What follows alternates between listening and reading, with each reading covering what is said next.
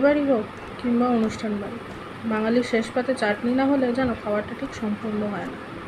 তাই আজকে বানাতে চলেছি খেজুর আমসত্ত্বের চাটনি। আমসত্ত্বগুলোকে ছোট ছোট কিউব করে কেটে নেব।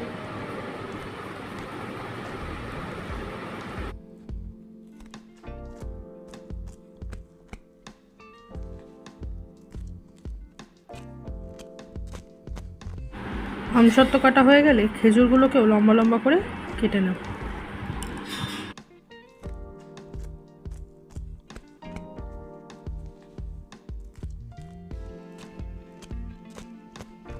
তার সাথে নিয়ে নিয়েছি 3টে মাঝারি সাইজের টমেটো।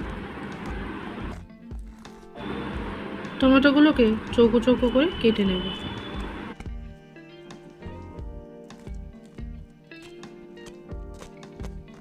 তার সাথে লাগছে কিছুটা আদা বাটা। নিয়ে নেব কাজু, কিশমিশ। তার সাথে সামান্য পরিমাণে নুন, হলুদ, 5 ফোড়ন, শুকনো লঙ্কা। কড়াইতে প্রথমে সামান্য সর্ষের তেল দিয়ে দেব। তার মধ্যে দিয়ে দেব 5 ফোড়ন আর শুকনো লঙ্কা।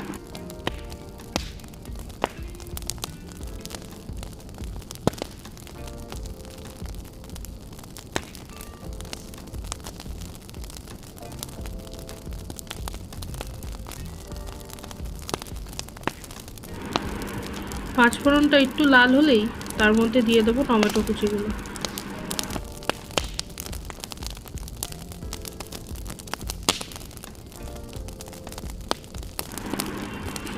টমেটোটাকে একটু নেড়ে চেড়ে নিয়ে তার মধ্যে দিয়ে দেবো অল্প পরিমাণে আদা বাটা।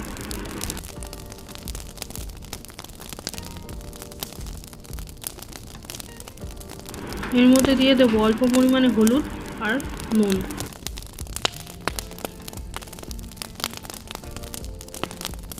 ভালো করে এটা মিশিয়ে নিয়ে টমেটোটার মধ্যে দিয়ে দেবো সামান্য পরিমাণে জল দিয়ে ঢাকনা দিয়ে দেবো যতক্ষণ না টমেটোটা পুরো সেদ্ধ হয়ে যাচ্ছে।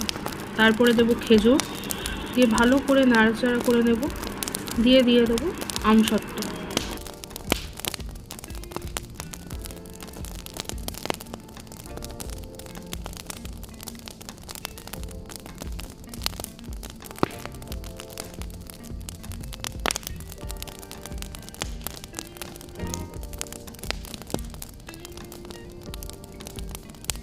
আমসত্ত্ব দিয়ে ভালো করে নাড়িয়ে চাড়িয়ে নিয়ে তার মধ্যে দিয়ে দেবো চিনি।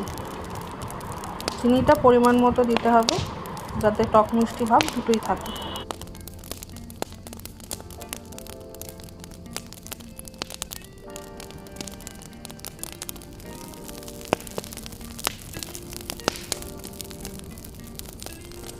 চিনিটা মিশে গেলে তার মধ্যে দিয়ে দেবো কাজু, কিশমিশ।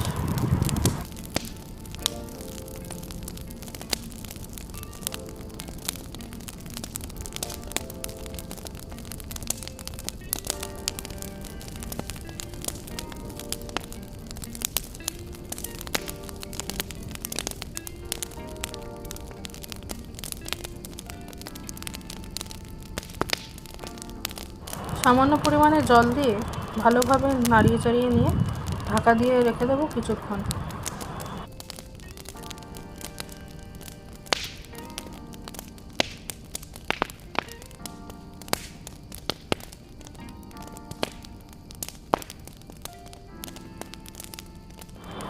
গাঢ় হয়েছে কিনা দেখে নিয়ে নামিয়ে নিলেই তৈরি খেজুর আমসত্ত্বর চাটনি।